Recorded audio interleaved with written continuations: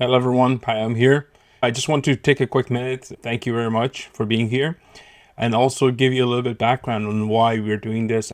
The truth is, over the past year or so, we've been getting a lot of interest, inquiries and questions about multiplexes, how to invest in them, where to start, and it's been going on for a while.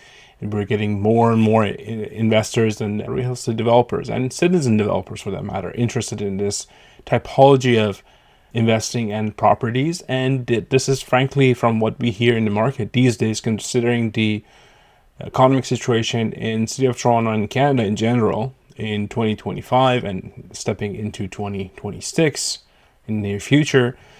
This seems to be one of the very few typologies of projects that actually is working. The numbers are penciling in the residential area, and we thought that we start being part of the solution and helping people who are interested in going through this journey, provide them with resources and guidance and expert support that they might need. But just to give you a bit of a picture of what the overall situation is, basically over the past couple of years or so, a little bit more than 2 years now, Toronto has changed the rules. Now, pretty much all over the city of Toronto, you can build a fourplex on a single lot, which is a huge deal. It hasn't happened in almost 40 years or maybe 50.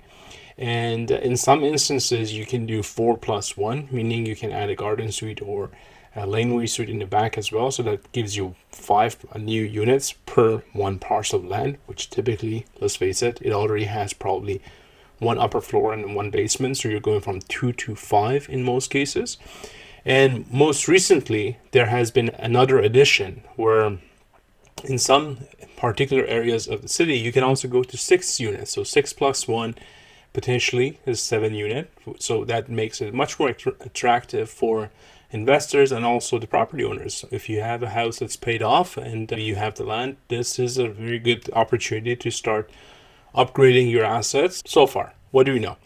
City of Toronto published a report, which we did a full episode on the report with Daniel Klemenski in the podcast. By all means, go there and check the report and then check the podcast.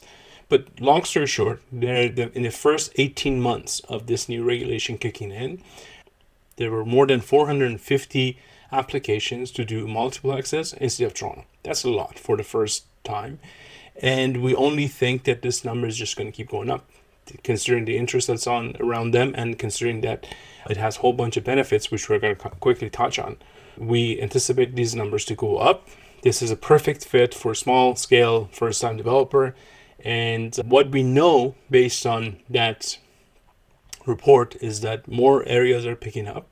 There is concentration in certain areas in the city, but generally speaking, overall it's picking up. And there might be changes in the near future that would allow 6plexes or 6+1s to be done pretty much to the same extent as the 4plexes in the city of Toronto. What are the questions we're getting?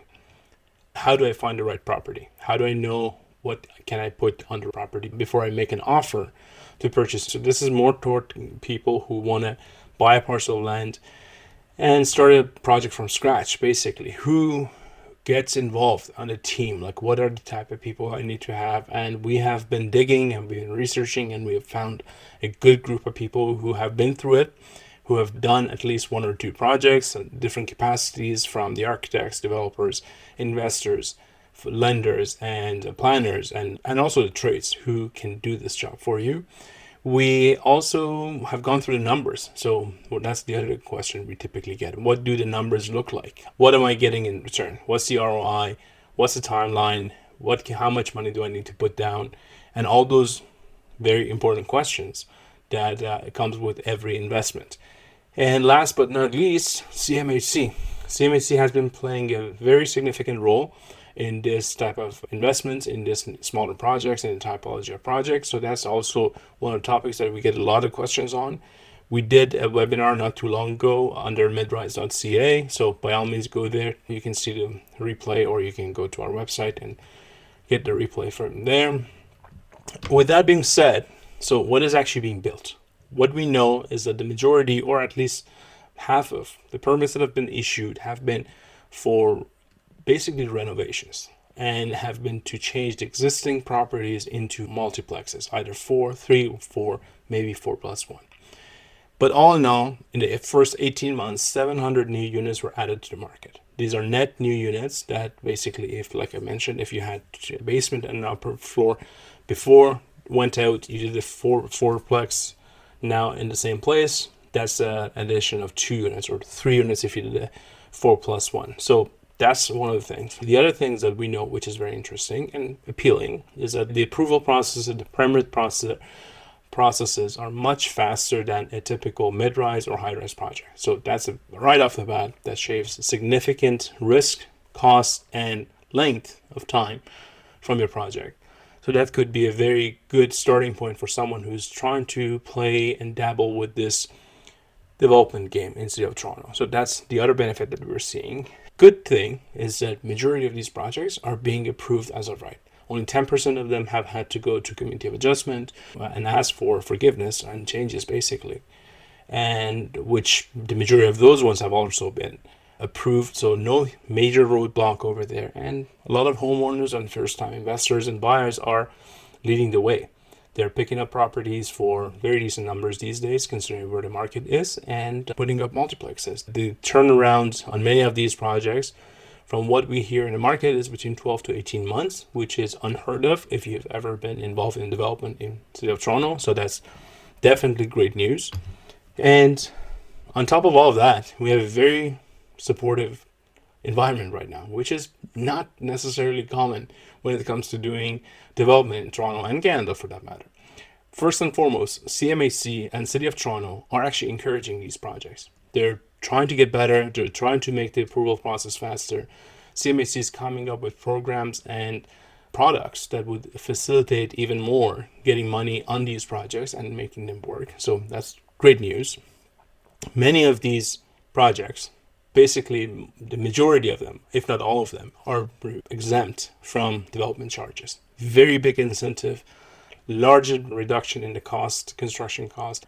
That's one of the major factors that is making these projects viable, and it's a good thing because we need a lot of these things, and DCs can be very prohibitive if they're not removed. And last but not least, like I mentioned, CMHC's product are offering significant advantage, up to 95% LTV and a very long amortization period.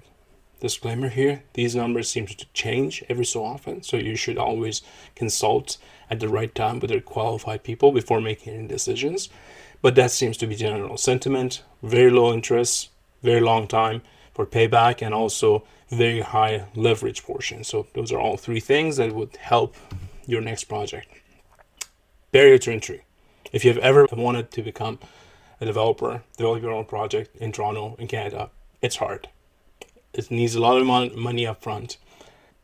Very long timeline for approvals, getting things done. And this might be the only time over the past 10 years that I can remember that is actually easier to get your foot in the door, pick up a parcel of land, and potentially end up with 10, maybe 14 units on that parcel. How you play it, what the specifics of those land parcels are. And like I mentioned, it's ideal for first-time developers and people who already own such properties. So what are we thinking? We are in the habit of being part of the solution.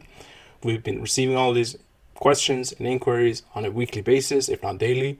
We're trying to figure out a way to best answer these questions. We see a lot of potential out there with these multiplexes. We see a lot of entrepreneurs and investors who want to put their capital toward these projects. So we're trying to put together a program. The overarching goal of that program is to get you, or the limited number of people who we can get into that program, start their very first multiplex project within 2026.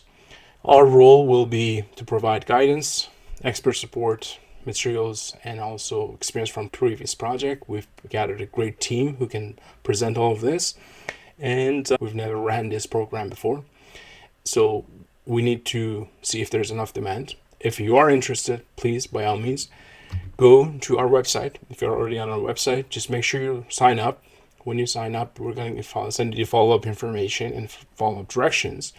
And hopefully once we hit the critical number that we need to hit in terms of people who are signing up, then you're going to hear more from us, and we go from there. All the best. Wish you best of luck. We need every single unit that we can get to deal with this housing crisis. If you or someone you know is in a position or potentially has the potential of starting a new development or multiplex project in 2026, make sure to let them know about what we're thinking, and hopefully we get to make an impact together and leave it better than we found it. Thank you.